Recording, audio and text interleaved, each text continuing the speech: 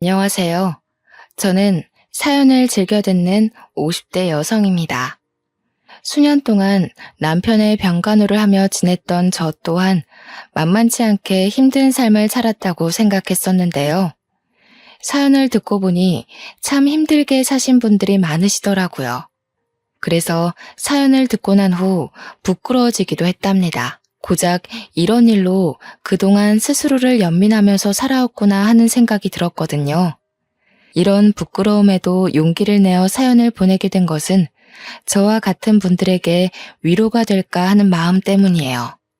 솔직히 아무리 가까운 가족이라고 해도 자신의 생활을 포기하면서까지 병간호를 하는 것이 쉬운 일은 아니니까요. 내세울 만한 인생을 산 것은 아니지만 사연을 들으시는 분들에게 한 줌의 위로나 희망이 되면 좋겠네요. 그럼 지금부터 이야기를 시작하도록 하겠습니다. 아주 어릴 적부터 저의 집은 참 가난하게 살았어요. 부모님의 건강이 좋지 못한 탓이었죠. 부모님 두 분 중 한 분이라도 건강했다면 달동네는 벗어나지 못해도 먹는 걱정은 안 했을 텐데. 아쉽게도 저희 부모님은 선천적으로 건강이 좋지 못했는걸요.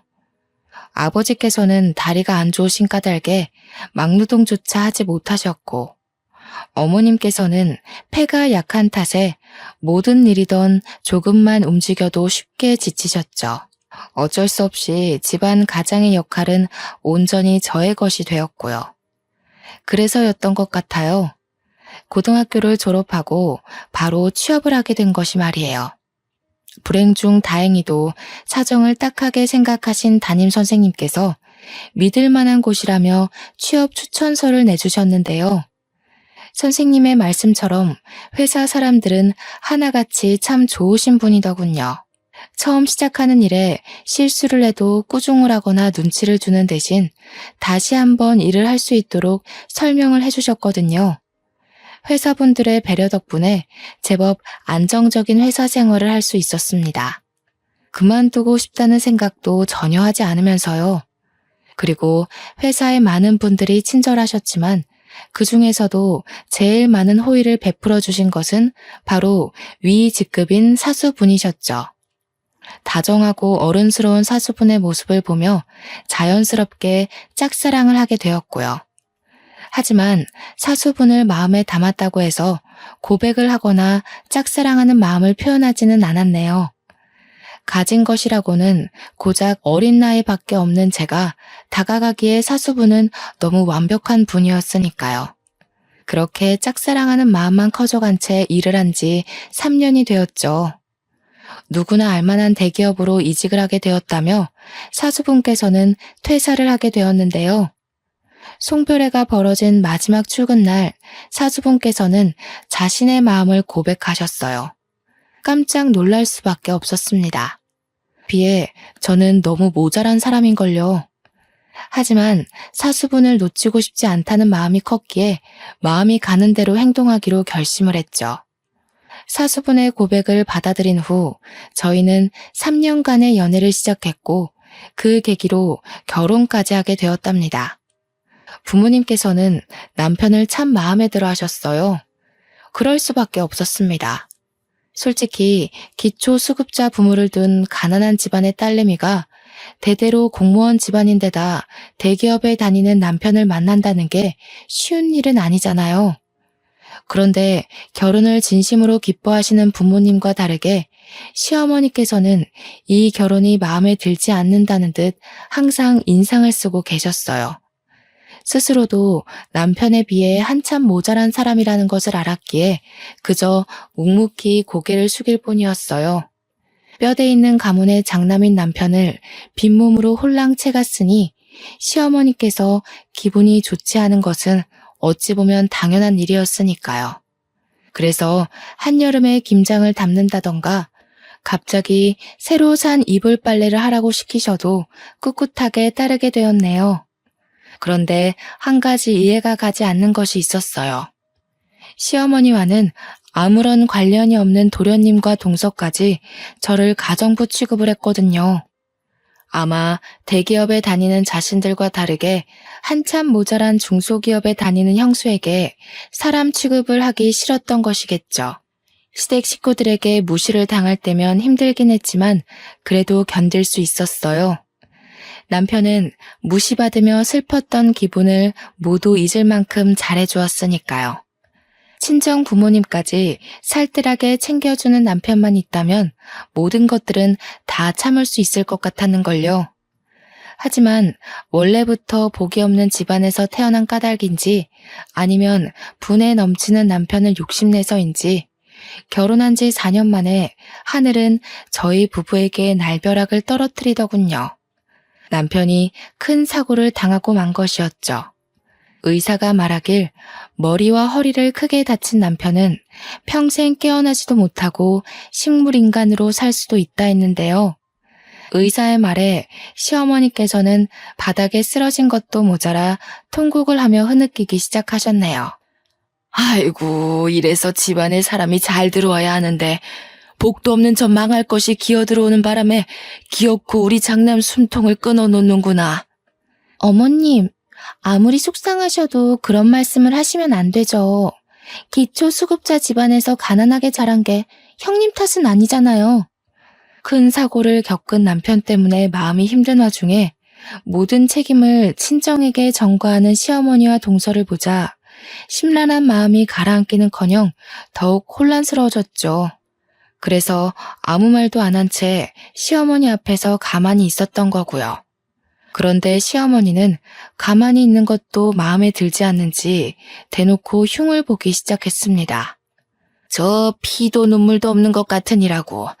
지서방이 아파서 누워있다는데 어떻게 된 애가 눈물 한 방울 안 흘리고 가만히 서 있을 수가 있어? 너는 이 상황이 슬프지도 않나 보구나? 그런 게 아니라요. 그이가 갑자기 이렇게 됐다는 게 믿기지가 않아서요. 오냐? 나도 믿기지가 않는다. 어제까지만 해도 멀쩡하게 걸어서 제 발로 출근하던 아들이 교통사고로 식물인간이 될지도 모른다니 이게 다 삐쩍 고른 나무 마냥 복도 없는 네가 우리 집에 와서 생긴 일 아니냐? 너만 아니었어도 건강하던 우리 아들이 저렇게 병자 마냥 침대에 누워있을 일이라도 있었겠니? 죄송합니다, 어머님. 그이 깨어날 수 있도록 옆에서 열심히 노력할 테니 너무 걱정하지는 말아주세요. 염치가 있으면 응당 그래야지. 누구 때문에 우리 집 귀한 장남이 저리 크게 다쳤는데 시장 바닥에 굴러다니는 쓰레기 신세 되기 싫으면 하루라도 빨리 우리 아들 깨어날 수 있게 정성껏 간호해야 할 게다. 시어머니와 동서가 돌아가고 혼자나마 산소호흡기를 꼽고 있는 남편을 보자 착잡함과 서글픔이 한꺼번에 몰려오더군요. 무거워진 마음은 이루 말할 수 없을 정도로 아파왔고요. 의학적인 지식이 있는 것도 아니고 그렇다고 남편이 빨리 나을 수 있도록 값비싼 돈을 내고 좋은 의료진을 개인적으로 모시고 올 수도 없는 상황에서 할 수 있는 것이라고는 기도와 정성 어린 병간호뿐이었어요. 다행히 이런 보잘것없는 상황에서 남편은 의식을 되찾아 주었죠. 참 고마운 일이었습니다. 그렇지만 진짜 힘든 일은 남편이 의식을 되찾은 후 시작되었네요. 물론 남편의 병간호를 전적으로 맡아서 하는 것이 당연했지만 현실적인 문제를 생각하지 않을 수가 없었거든요. 병간호를 위해 일을 그만둔다면 지금 당장은 남편의 회사에서 나온 퇴직금과 위로금과 보험금으로 그럭저럭 입에 풀칠을 할 수 있었지만 그 후의 일이 참 막막했죠. 그렇다고 남편의 병간호를 포기한 채 계속 일을 다닐 수도 없는 일이었어요. 하지만 힘든 일은 이뿐만이 아니었습니다. 다리를 크게 다친 아버지의 수술비까지 저의 지갑에서 나가야 했는걸요. 부모님께서는 얼마 전 생활비가 부족하다는 이유로 보험까지 해지하셨기에 수술비는 그 배로 들었습니다. 대출을 받을까 생각하기도 했지만 진짜 돈이 없을 미래를 생각하니 도저히 대출을 받을 수는 없었어요. 한참 동안 머리를 굴려보았지만 뾰족한 수는 떠오르지 않았고 하는 수 없이 시동생 부부에게 손을 벌리게 되었네요. 처음에는 시어머니에게 빌릴까도 생각해 보았지만 시어머니의 성격상 수술비를 빌려주기는커녕 불호령을 할 것이 뻔했기에 어쩔 수 없는 선택이었는걸요. 시동생이 비웃기는 할지언정 적어도 최대한 부탁을 하다 보면 돈을 빌려줄 것 같았거든요. 도련님, 이런 말씀 드리기 너무 염치 없다는 거 잘 알지만 돈 좀 빌려주실 수 있을까요? 당장 저희 아버지 다리 수술을 하셔야 하는데 돈이 없어서요. 형수님, 그렇게 안 봤는데 엄청 뻔뻔하시네요. 형님이랑 관련된 돈을 빌려달라는 것도 아니고 친정아버지 수술을 하는데 돈을 빌려달라뇨. 어른이면 자기 집안일은 스스로 해결할 줄 아셔야죠. 절대 안 됩니다. 도련님은 생각보다 더 단호하게 나왔어요. 아마도 시어머니의 입김이 적용한 듯 싶었습니다. 평소에도 시어머니께서는 시동생 부부를 앉혀두고 없는 집구석에서 살던 저에게 절대로 돈을 빌려주지 말라며 신신당부를 하셨거든요.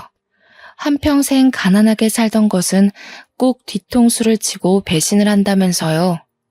돈을 갚는 데는 시간이 조금 걸릴 수도 있지만 그래도 절대로 도련님 돈 들고 도망갈 일은 없으니 이번 한 번만 도와주셨으면 좋겠어요. 지금 보니 우리 형이 참 불쌍하네요.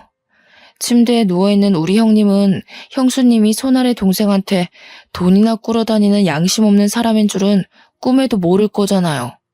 이럴 줄 알았으면 결혼한다고 난리 피웠을 때 어떻게 해서든 반대하는 거였는데. 아무튼 저는요, 형수님한테 10원 한 장 빌려줄 생각이 없으니까 다른 데서 친정아버지 수술비를 구하던 아니면 직접 친정아버지 다리를 붙여주던 알아서 하시고 이만 돌아가세요. 도련님 제발요. 저 도련님 아니면 돈 나올 것도 없어서 그래요. 제발 사람 한 명 살리는 셈 치고 도와주세요. 돈만 빌려주시면 시키시는 일은 무조건 다 할게요. 도련님은 생각보다 매정한 사람이었습니다. 아무리 애원을 해도 절대로 돈을 빌려줄 수 없다고 했죠. 하지만 시동생 부부가 아니면 돈을 빌릴 곳이 없기에 죽기 살기로 시동생의 바지가랑이를 붙잡으며 두 손이 다를 정도로 빌었어요. 자존심까지 버리며 빌자 결국 시동생은 제 아버지의 수술비를 빌려주더라고요. 물론 빌린 돈을 다 갚을 때까지 무급으로 갓난쟁이인 시조카를 봐줘야 한다는 조건이 걸렸지만 그런 것은 중요하지 않았네요. 일이 어찌되었건 큰 고비는 넘긴 거잖아요. 아버지가 다리 수술을 마친 후 저의 일상은 어떻게 지나갔는지 알 수 없을 정도로 바쁘게 흘러나갔어요. 시조카를 돌보는 일부터 남편의 병간호 일까지 이 모든 것을 혼자서 해야 했으니까요. 남편에 대한 책임감과 수술비를 빌려준 도련님에게 감사한 마음으로 어떻게든 버텨보려 했지만 이 모든 일을 직장을 다니면서 병행하는 것은 불가능한 일처럼 보였어요. 그래서 어쩔 수 없이 직장을 그만두게 된 것이고요. 그나마 남편의 병원비에 관한 모든 돈은 시어머니께서 해주셨기에 남편의 퇴직금을 건드리는 일은 하지 않아도 되었어요. 어쩔 수 없이 들어가는 생활비는 받아놓은 퇴직금을 쪼개가며 썼기에 돈이 없어 허덕이는 최후의 밑바닥까지 떨어지지는 않았죠. 그렇지만 가장 힘든 것은 역시 남편이 언제 나을지 모른다는 좌절감이었네요. 아무리 긍정적으로 생각하려고 해도 하루 종일 누워만 있는 남편을 보고 있자면 그렇게 마음이 울적해질 수가 없었어요. 하지만 남편을 포기할 수는 없었습니다. 저희 부부에게는 노년에 함께 전국 여행을 하자는 소망이 있었으니까요. 그리고 그 소망 하나로 악자같이 노력을 하게 되었죠. 다행히 남편을 향한 노력이 하늘에 닿아서인지 남편의 상태 역시 차도를 보이기 시작하더군요. 비록 느리긴 했지만 의사소통을 할 수 있게 된 것은 물론 엄두도 못 내었던 재활치료까지 시작하게 되었고요. 서서히 차도를 보이는 남편의 모습에 마음이 급해지는 것은 사실이었지만 티를 내지 않기 위해 참 많은 노력을 했네요. 조바심을 내는 대신 남편이 빠르게 회복할 수 있도록 뒤에서 묵묵히 할 일을 했고요. 그리고 길고 길었던 8년이란 시간을 끝으로 남편은 완전히 완치를 했답니다. 물론 평생 한 발을 절어야 한다는 후유증이 남긴 했지만 남편이 일상적인 생활을 누릴 수 있다는 것만으로도 너무나 감사했기에 그런 것쯤은 아무런 문제가 되질 않았는걸요. 남편 또한 일상적인 생활을 할 수 있게 된 것만으로도 너무 감사하다며 대수롭지 않게 생각했죠. 시어머니 또한 완전히 병상에서 일어난 남편을 보며 감격의 눈물을 흘리셨습니다. 남편을 와락 끌어안으며 기뻐하는 시어머니의 모습을 보자 참 많은 생각이 들더군요. 저에게는 피도 눈물도 없는 시어머니였는데 남편에게는 인자한 어머니 그 자체셨거든요. 시어머니의 열렬한 환대가 있은 후 남편과 함께 집으로 돌아왔는데요. 8년 만에 찾은 평온함이었지만 저희 부부는 그 평온함을 즐길 시간이 없었네요. 남편이 침실에 누워있을 때는 코빼기도 안 비치던 시어머니께서 남편이 완치한 후 자기 집보다 더하게 저희 집을 들락날락 하셨거든요. 그리고는 시댁으로 돌아가는 길이 멀다며 1주일이고 2주일이고 저희 집에 머물기 일쑤였습니다. 솔직히 불쑥불쑥 저희 집에 찾아오는 시어머니가 그렇게 달갑지만은 않았네요. 아무리 아들이 완치한 것이 기쁘다고 해도 결혼한 아들 집에 한 달씩 머무는 것은 말이 안 되는 거잖아요. 남편 또한 시어머니께서 시댁으로 돌아가지 않고 저희 집에 머무는 것이 불편했는지 참다 못해 먼저 이야기를 꺼냈죠. 어머니, 저희 집에 오시는 건 좋은데 그래도 여기서 지내신 지 벌써 2주일이 지났는데 집에 가보셔야 되지 않겠어요? 우리 아들이 이렇게 멀쩡해졌는데 애미가 옆에서 단단히 지키고 있어야지. 그리고 어디 여기가 남의 집이냐? 아들 집에 애미가 오는 건 당연한 일이지. 이 애미 걱정하지 말고 아범 너는 몸보신할 생각만 해라. 남편은 시어머니가 상처받지 않게 잘 돌려 말하려고 했지만 시어머니께서는 저희 집에서 한 발자국도 움직일 생각을 안 하셨어요. 시어머니가 계속해서 저희 집에 머물다 보니 보다 못한 남편은 시어머니에게 솔직하게 말을 할 수밖에 없었고요. 저도 어머니 계셔서 좋기는 한데 솔직히 너무 오랫동안 집에 계시니까 불편해서요. 물론 어머니랑 함께 있는 것도 너무 좋지만 이제는 저희 집사람이랑 단둘이서만 있고 싶어서요. 지금까지 저 사람 제 병간호하느라 곱고 예쁜 시절 다 보냈잖아요. 8년 동안 간호해준 은혜를 갚으려면 평생을 잘해도 모자라겠지만 지금이라도 저 사람이랑 단둘이 시간 보내면서 그동안 못했던 거 다 해주고 싶어요. 그러니까 어머니께서도 조금 이해해 주세요. 뭐야? 아범 너는 똥수발 드느라 고생한 마누라만 보이고 자식 걱정에 8년 동안 잠도 제대로 못 잔 이 애미는 걱정도 안 된다 이 말이냐? 도대체 저 몹쓸 것이 너한테 무슨 말을 했길래 이 애미를 내쫓으려고 하는 게야? 몹쓸 것이라뇨. 저 사람 어머니도 마다한 병수발 지금까지 싫은 기색 한 번 없이 다 들어준 고마운 사람이에요. 삐창나간 고무신 주제에 분에 넘치는 공무원 집안에 시집 왔으면 병수발 정도는 당연히 했어야지. 낳아주고 길러준 애미한테 대드는 것 보니 아범 네가 저 몹쓸 것한테 홀려도 단단히 홀린 게로구나. 아무래도 안 되겠다. 애미가 참하고 좋은 여자로 구해놨으니 당장 선부터 보고 저것하고 헤어져라. 몸도 건강해졌는데 언제까지 저 헌신짝 같은 것하고 살 수 없지 않니? 지금 저더러 재혼이라도 하라는 말씀이세요? 기가 막히게도 시어머니는 남편에게 재혼할 것을 권하셨습니다. 눈앞에 멀쩡히 살아있는 며느리가 있는데도 말이에요. 정말 어처구니가 없었어요. 그동안 남편의 병간호를 한 것이 무언가를 바라고 한 행동은 아니지만 그동안 제가 남편에게 쏟아부었던 모든 노력을 당연한 거라 취급하는 시어머니의 모습을 보자 온몸에 힘이 쭉 빠져나갔습니다. 남편이 아플 때는 다 늙어 혼자 살기 싫으면 병간호라도 똑바로 하라고 윽박 지르셨던 분이 정작 남편이 다 낫고 나니 얼굴을 싹 바꾸고 남편에게 재혼을 권하시다뇨. 그건 지금까지 고생한 저에게 나가서 혼자 살라는 말이나 다름없는 거잖아요. 남편 또한 시어머니의 말이 기가 찬지 한참을 실성한 사람처럼 헛웃음만 뱉어냈어요. 그리고는 어머니에게 절대 재혼하지 않겠다고 단칼에 잘라 이야기를 했죠. 지금 저더러 저 때문에 고생만 한 저 사람 버리고 다른 여자랑 새 출발하라는 말씀이세요? 저 사람이요. 어머니한테는 단순히 어머니 대신 아들 병간호해준 며느리일 수도 있겠지만 저한테는 세상 둘도 없는 은인이자 마누라예요.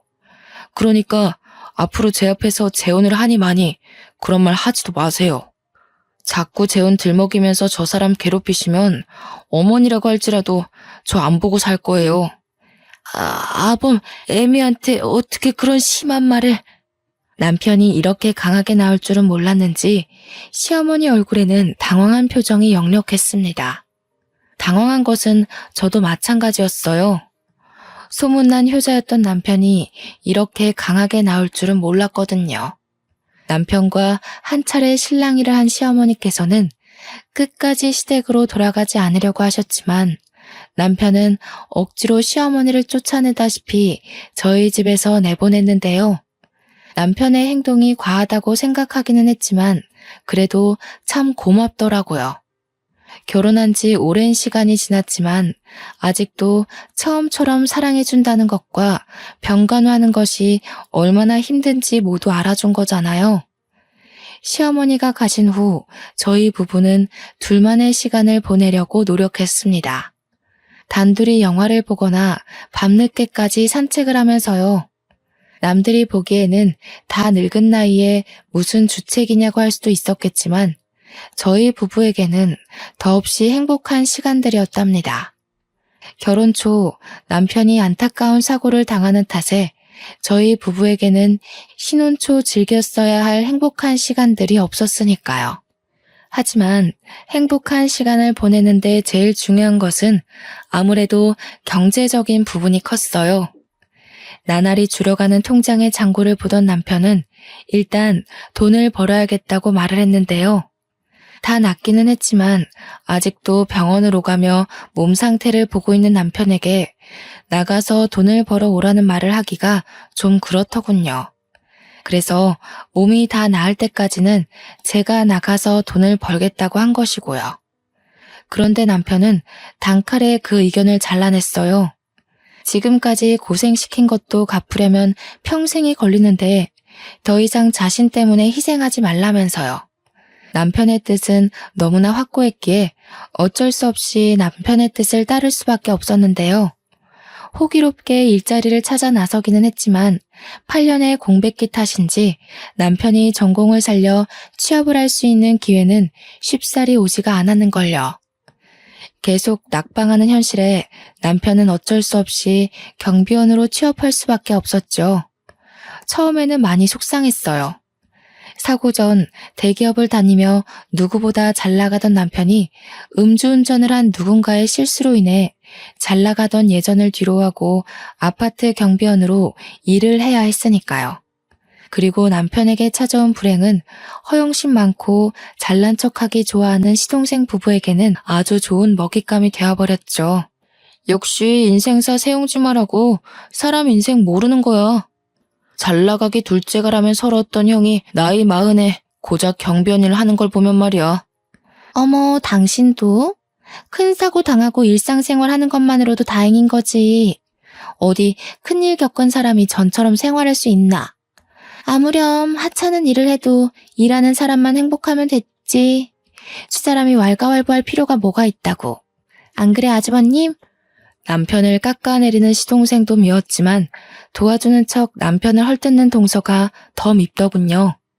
자세한 사정을 모르는 남이라면 그럴 수도 있다 넘어갈 수 있었지만 남도 아닌 가장 가까운 가족이 남편을 헐뜯는 것을 보니 도저히 그 상황을 참고만 있을 수 없었어요.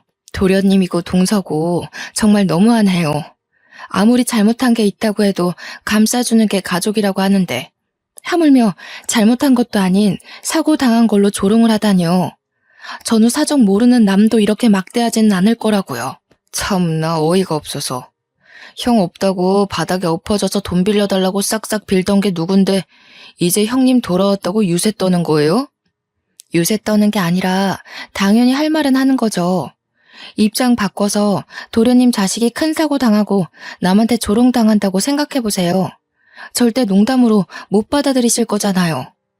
세상에, 어디 그런 재수없는 소리를. 형수님, 아무리 그래도 할 말이 있고 못할 말이 있죠. 동서도 자기 자식 큰 사고 당한다는 소리 들으니까 기분 더럽지? 지금 내 기분이 딱 그래. 우리 남편이 뭐가 모자라서 동서 같은 사람한테 조롱을 당해야 하는데? 당신, 괜히 상대하지 마. 못 배운 집안 사람들이 다 그렇지 뭐. 배운 거 없어서 경우 없고 예의 없고 더 상대했다가는 우리 입만 아프니까 그만 가자고.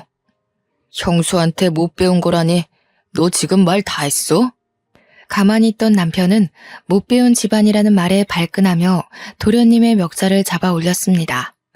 경우 없는 집안이랑 살더니 형도 상놈 다 됐네. 하나밖에 없는 동생 멱살이나 잡아 올리고. 앞으로 이런 상놈의 집안이랑은 상종도 안 할 테니까 어디 한번 집안 도움 없이 잘 살아보라고. 나도 너 같은 자식은 동생으로 치고 싶지도 않으니까 앞으로 우리 집에 발길할 생각도 하지 마라. 시동생이 떠나가고 난 후 착잡한 기분이 무겁게 어깨를 짓눌렀어요. 만약 시동생이 하는 말을 한 귀로 듣고 한 귀로 흘려들었으면 남편과 시동생의 사이가 틀어지는 일은 없었을 테니까요. 괜히 작은 말다툼 때문에 형제의 사이를 갈라놓은 것 같아 가슴이 무거웠는데요. 남편은 오히려 막말이란 짓거리는 놈과 확실하게 절연을 하게 되어 좋다고 말해주었어요. 그러면서 경우 없이 구는 혈육을 정리하고 평생 둘만을 위해 살 수 있게 되었으니 참 잘 되었다고 말을 해주었죠. 일이 어찌되었던 항상 편을 들어주려 노력하는 남편을 보며 이 사람과 결혼하길 참 잘했다는 생각을 하게 되었고요. 남편이 경비원으로 출근을 한 후 8년 만에 처음으로 혼자만의 시간을 가지게 되었는데요. 절대 일하지 말라는 남편의 충고에 혼자만의 여유를 즐겨보려고 노력했지만 그게 잘 안 되더군요. 그래서 가까운 마트에 계산원으로 일을 시작하게 되었어요.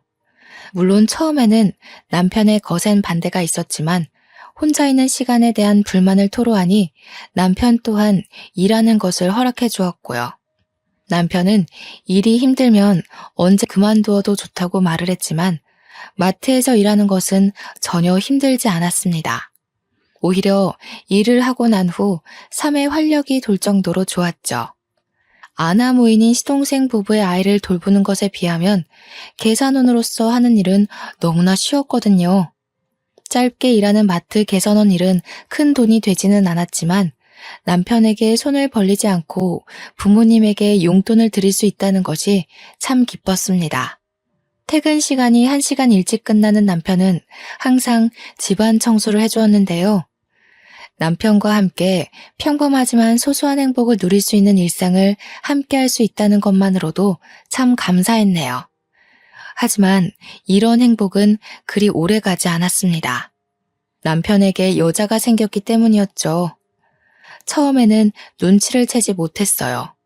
퇴근 시간이 3시간이나 늦어진 것도 갓 저녁을 먹지 않게 된 것도 모두 사정이 있어서라고 생각을 했거든요. 아무리 봐도 그쪽 남편 바람이 난 것 같아. 누가? 우리 남편이? 저 그럴 사람 아니니까 이상한 추측하지 말고 일이나 열심히 해. 참나, 등잔 밑이 어둡다더니 어두운 정도가 아니라 아주 까막눈이구만. 여기 직원들 사이에 소문 다 났어. 그쪽 남편 다방 커피집 여자랑 바람났다고. 뜬소문 믿기 좋아하는 동료 직원의 말을 무시하려고 했는데요. 동료 직원은 불쑥 핸드폰부터 내밀더군요. 동료 직원의 핸드폰에는 민망한 차림의 여자와 팔짱을 끼고 있는 남편의 모습이 찍혀 있었습니다. 눈을 비비고 다시 보아도 남편이 다른 여자와 팔짱을 끼고 있는 사진은 변함이 없었죠. 나도 처음에는 긴가민가 했는데 아무래도 맞는 것 같아서 먼저 사진부터 찍었지. 증거가 없으면 안 믿을 것 같아서. 너무 실망하지는 마. 원래 남자들이 다 그렇잖아.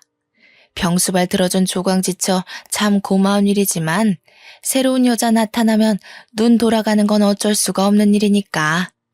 당장 가서 이혼한다는 소리부터 하지 말고 슬쩍 떠봐. 솔직히 까놓고 말해서 이 나이에 이혼하고 다른 남자랑 재혼을 할 수 있는 것도 아니고 다른 여자 손때 타긴 했어도 데리고 살던 남편 살살 달래서 데리고 사는 게 훨씬 낫지. 평소 푼수 같은 동료와 말을 섞는 것을 싫어했지만 이번만큼은 동료의 말처럼 하기로 했어요. 분명 바람을 피운 것이 잘못된 일이긴 하지만 남편만한 사람은 없었으니까요. 그래서 남편을 추궁하는 대신 솔직하게 말하고 관계를 정리하는 쪽으로 설득하기로 결심을 한 것이죠. 마침 남편은 집에 와 있었기에 심호흡을 한 뒤 외도하고 있다는 것을 알게 되었다고 솔직하게 털어놓았습니다. 남편이라면 당연히 자기의 잘못을 인정하고 그 여자와 관계를 정리할 거라 믿어 의심치 않았고요. 그런데 남편은 순순히 외도의 사실을 인정하며 대뜸 이혼장을 꺼내오더군요. 깜짝 놀랄 수밖에 없었네요. 가족과 손절을 하면서까지 결혼을 유지하려던 남편이 고작 만난 지 얼마 되지 않은 여자 때문에 이혼장을 요구하다뇨. 다른 여자 만나는 거 알았다고 하니 솔직하게 말할게. 그 여자랑 잘해보고 싶어. 당신 어떻게 날 두고 만난 지 고작 한 달도 안 된 여자 때문에 이혼하자는 소리를 할 수가 있어? 내가 그동안 당신한테 어떻게 했는데 당신도 나한테 그랬잖아. 나한테 받은 은혜가 너무 커서 죽을 때까지 잘해줘도 다 못 갚을 것 같다고. 근데 갑자기 이러는 법이 어딨어. 미안해. 근데 내 마음이 그런 걸 어쩌겠어. 사실 동생이랑 의절하다시피 인연 끊고 살 때부터 당신이랑 사는 거 그냥 의무감같이 느껴져서 지루하고 따분했어. 그때 처음으로 다방에 가서 그 여자 만나게 된 거고. 내가 죽을 놈인 건 알지만 이런 내 마음 이해해줬으면 해. 8년 동안 엉덩이에 진물이 나도록 침대에 누워 있었는데 늦었지만 지금이라도 죽을 때 후회 없이 내가 하고 싶은 대로 다 하면서 살고 싶어. 누구 마음대로 이혼을 해. 나는 절대 안 해줄 거야. 정말 미안해. 몇 푼 되지는 않지만 이 집이랑 내 통장에 있는 돈까지 다 당신한테 줄게. 새로 만난 여자 때문에 자신의 모든 재산까지 포기하면서 이혼을 선택하다니요. 서로를 바라보며 행복해하던 시절이 무색할 만큼 변한 남편을 보니 사고 소식을 듣고 달려갔을 때와는 비교도 할 수 없을 정도의 충격과 슬픔이 밀려하는 걸요. 이혼 통보를 한 남편은 할 일이 다 끝났다는 듯이 방으로 가 여행 가방을 끌고 나와 집을 나가려고 했습니다. 당신 정말 왜 이래? 당신도 다른 여자랑 바람난 나랑 같이 있기 싫을 거 아니야. 어차피 이혼하고 나면 서로 떨어져서 살아야 할 텐데 먼저 나가는 편이 나을 것 같아서. 잡아보려고 했었지만 남편은 참 야속하게도 집을 나갔습니다. 남편이 집을 나간 후 갑작스럽게 닥친 변화는 저를 너무 힘들게 했어요. 어떻게든 이겨내고 다시 남편을 잡아보려고 했지만 그마저도 쉽지 않았고요. 남편의 병실에 누워있을 때와는 비교도 할 수 없을 만큼의 큰 시련이 닥쳐온 것이라는 느낌이 들었거든요. 힘들어하는 저에게 친정 부모님께서는 이미 변해버린 사람 마음을 돌리는 것은 불가능하다며 그만 이혼하라고 말을 했는데요. 머리로는 알고 있었지만 그래도 여전히 포기가 되지 않았어요. 그래서 시어머니에게 온갖 모진 말을 들을 것을 각오하고 시댁을 방문하게 되었고요. 누구보다 품위를 중요하게 생각하시는 시어머니에게 다른 남자들에게 커피나 타주는 며느리보다는 가난한 집안의 며느리가 더 나을 테니까요. 두 눈을 질끈 감고 시댁의 초인종을 눌렀는데요. 어찌된 영문인지 시어머니께서는 모진 말을 하기는커녕 버선발로 뛰어나오며 저를 반겨주었어요. 눈물까지 흘리면서 말이에요. 아이고, 아가 잘 왔다. 우리 아들이라면 죽고 못 살았던 네가 이 중요한 순간에 이혼이라니. 그게 웬 말이니? 이렇게 먼저 찾아와주고 참 고맙구나. 제가 그이한테 먼저 이혼을 하자고 했다고요? 그게 무슨 말씀이세요? 아유, 일이 어찌되었던 끝까지 우리 집 식구로 남겠다니 고마워 눈물이 다 나는구나. 일단 병원부터 가자꾸나. 시어머니께서는 제대로 된 해명을 해주기는커녕 제 손을 잡고 택시에 올라타셨습니다. 그러고는 남편이 8년 동안 통원 치료를 했던 병원으로 향했죠. 도통 어떻게 된 일인지 몰라 그저 묵묵히 시어머니를 따라 병원을 갔는데요. 시어머니가 병실의 문을 여는 순간 아무 말도 못한 채 입을 틀어막을 수밖에 없었네요. 병실에는 심하게 다친 시동생이 누워 있었거든요. 놀란 마음을 추스르며 병실로 들어가자 손수건으로 눈물을 닦아내시던 시어머니께서는 전후 사정을 말씀해 주셨습니다. 평소에도 술 마시는 것을 좋아하던 시동생은 한 달 전 친구들과 술자리를 가진 후 곧바로 운전을 했다고 해요. 멀쩡한 정신이 아닌 채 운전을 했기에 당연히 사고가 날 수밖에 없었는데요. 운이 나쁘게도 도련님께서는 큰 화물차와 부딪혀 큰 사고를 당했다고 했습니다. 의사가 말하길 척추 쪽 신경이 많이 망가져 불구로 살아가야 할 수도 있다는 의견을 남겼다고 하더군요. 저 자식도 딸린 것이 불쌍하지 뭐니. 이기적인 태준이 애미가 병수발 들어줄 리가 만무하고. 그래서 말인데 아가니가 병수발 좀 들어주면 안 되겠니? 네? 그게 무슨 말씀이세요, 어머니? 큰 사고를 당해 평생 후유증을 안고 살아갈 시동생이 불쌍하기는 했지만 그것과 별개로 시어머니의 말에 참 어이가 없었습니다. 8년이란 긴 시간 동안 남편의 병수발을 들어온 저에게 또다시 병수발을 들라뇨. 멀쩡히 아내까지 있는 시동생의 병수발을 부탁하는 시어머니를 돛 이해하지 못하겠더라고요. 어머니가 왜 저한테 도련님 병간호를 부탁하시는지 모르겠네요. 8년 전에 어머니 말씀대로라면 남편 병간호는 아내가 하는 게 맞는 거잖아요. 그건 너희 식구한테 애가 없으니 한 말 아니니. 제처가 병수발 드는 게 제일 좋기는 하겠다만 태준이 애미는 일도 다니고 애도 봐야 하지 않니?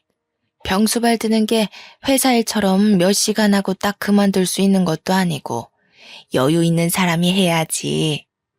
머뭇머뭇 병수발 이야기를 꺼내는 것을 보자 왜 시어머니가 저를 이곳으로 데리고 오셨는지 알겠더군요. 빵빵한 처가댁을 가진 동서네에게 시동생의 병수발을 들기 눈치가 보였던 것이죠. 가난한 저희 집을 들먹이며 재혼을 얘기할 때는 언제고 이제 와서 가족이라는 명분으로 시동생의 병수발을 시키다니 얄팍한 수를 쓴 시어머니의 행동이 기가 막혔네요. 제가 왜 도련님 병수발을 들어야 하나요? 저요. 다시 예전으로 돌아가서 8년 동안 남편 병수발 들라고 하면 베끼들 만큼 다른 사람 병수발이라면 지긋지긋한 사람이에요. 가까운 가족이라도 정해진 기한 없이 병수발 들라고 하면 도망가는 마당에 제가 왜 도련님 병수발을 들어야 하나요? 일 다니고 애보기 바쁜 동서가 안 된다고 하면 어머니가 직접 도련님 병수발 들면 되잖아요. 다 늙은 시애미가 어떻게 병수발을 들 수가 있니? 병수발 들려면 아직 젊고 경험도 많은 네가 하는 게 낫지. 그러지 말고 다시 생각해봐라. 병수발 들어준다면 내가 너희 시댁의 용돈 정도는 챙겨주마. 용돈이 아니라 억만금을 준다고 해도 싫어요. 저는 절대 도련님 병수발 들 생각 없으니 전문 간병인을 쓰시던 어머니가 직접 도련님 병수발을 드시던 알아서 하시면 좋겠네요. 못된 것. 집안에 도움도 안 되는 주제에 이럴 때라도 나서서 집안에 보탬이 될 생각을 해야지. 어디 시애미한테 두 눈 똑바로 뜨고 대들어? 그만 좀 하세요. 시어머니의 손이 치켜들어졌을 때 병실 문이 열리며 남편의 고함 소리가 들려왔어요. 깜짝 놀라며 뒤를 돌아보자 남편은 씩씩거리며 시어머니 앞으로 다가와 한 소리를 하기 시작했죠. 이제 이혼하는 사람 어머니가 무슨 권리로 괴롭히시는데요. 경호 병수발은 제가 책임지고 맞는다고 했잖아요. 어떻게 애미 앞에서 똥수발이나 드는 천한 일을 한다고 난리를 칠 수가 있어. 네가 아주 이 애미 숨통 터지는 꼴을 보려고 작정을 했구나. 그럼 저도 어머님한테 여쭤볼게요. 저희 가족이랑 관련도 없는 이 사람은 무슨 잘못을 했길래 어머니나 저 대신에 똥수발이나 드는 일을 해야 하는데요. 아무리 자기 배로 낳은 아들이 귀하다고 해도 그렇지. 어머님 정말 너무하시네요. 사람도 장모님이랑 장인어른한테는 눈에 넣어도 안 아플 귀한 딸이라고요. 남의 집 귀한 딸을 8년씩이나 병수발 시킨 걸로는 모자라세요? 남편은 목에 핏대를 세우며 시어머니와 싸웠는데요. 그 모습을 보자 저도 모르게 왈칵 눈물이 쏟아지고 말았네요. 남편이 이혼하자고 했던 이유를 알아버렸거든요. 하지만 한 번 더 이혼하자고 했던 이유를 확인하고 싶었기에 병실을 나오는 길에 남편에게 물어보았어요. 왜 바람이 났다고 거짓말까지 하면서 이혼을 하자고 했는지요. 예상한 대로 남편은 저를 고생시키기 싫어서 일부러 바람이 난 것처럼 꾸미고 이혼을 하자고 했던 것이더군요. 이혼을 하지 않는 이상 끈질긴 시어머니가 도련님 병수발을 시킬 것을 알았던 것이었죠. 당신이랑 헤어질 바에는 차라리 도련님 병수발을 들면서 사는 게 낫지. 도련님 병수발 들 테니까 우리 이혼하지 말자. 기약 없는 병수발을 드는 것이 얼마나 힘든 일인지 알았지만 남편과 헤어지는 고통에 비하면 아무것도 아니었기에 먼저 도련님의 병수발을 들겠다고 나섰는데요. 남편은 그 말에 펄쩍 뛰며 절대적으로 반대를 했습니다. 말도 안 되는 소리 하지 마. 당신 나 병수발 든 거 한두 해도 아니고 자그마치 8년이야. 꽃다운 날 다 보내고 이렇게 살게 한 것도 미안한데 여기서 더 당신을 고생시키라고? 차라리 이혼하고 나 혼자 고생하면 했지 절대로 그렇게 못해. 나한테는 도련님 병수발 하는 것보다 당신이랑 헤어지고 혼자 사는 게 더 고통스러워. 당신 혼자 도련님 병수발 때문에 고생시키고 나 혼자 몸뚱이 편하게 있는다고 어디 행복할 것 같아? 오히려 고생하는 당신 생각나서 더 고통스러울걸? 당신 마음 충분히 알았으니까 너무 혼자 감내하려고 하지 말고 같이 하자. 힘든 일 있을 때 서로 위안되자고 있는 게 부부인 거잖아. 나 당신 없으면 못 살아. 나같이 못난 놈한테 목매지 말고 새로운 남자 만나 새 출발하고 행복하게 살아. 괜히 몸고생 마음고생 하지 말고. 어떻게 해서든 설득하려고 했지만 남편의 뜻은 너무나 완고했습니다. 도저히 꺾지 못할 정도로요. 그 후 시동생의 병실을 찾아가 남편을 다시 설득하려고 했지만 그럴 때마다 남편은 저를 병원 밖으로 내쫓으며 이야기를 들으려고도 하지 않았어요. 그래서 하는 수 없이 밤마다 간절하게 빌게 되었죠. 남편과 이혼하지 않고 예전같이 잘 지낼 수 있는 기적이 일어나게 해달라고요. 바보 같은 생각인 것은 알았지만 다른 선택지는 없었어요. 남편은 아무리 설득을 해도 넘어오지 않았거든요. 그리고 간절한 진심은 기적을 가지고 온다는 말처럼 저의 기도는 이루어지고 말았네요. 출근을 하는 남편을 대신해 전적으로 시동생의 병수발을 들던 시어머니께서 먼저 백기를 들고 시동생을 시설로 보내게 된 것이었습니다. 아무리 자식이라고 해도 자신의 생활까지 포기하면서 시동생의 병수발을 들 자신이 없었던 것이었죠. 시동생이 시설로 들어간 후 저희 부부는 예전 같은 생활을 할 수 있게 되었는데요. 시어머니가 얼마나 행패를 부릴 수 있는지 자신의 두 눈으로 확인을 했기 때문인지 남편은 절대적으로 시어머니와의 거리를 유지하더군요. 참 감사한 일이었어요. 아무리 아내와 갈등이 있다고 해도 자신을 낳아준 부모님과 거리를 유지한다는 것이 결코 쉬운 일은 아니잖아요.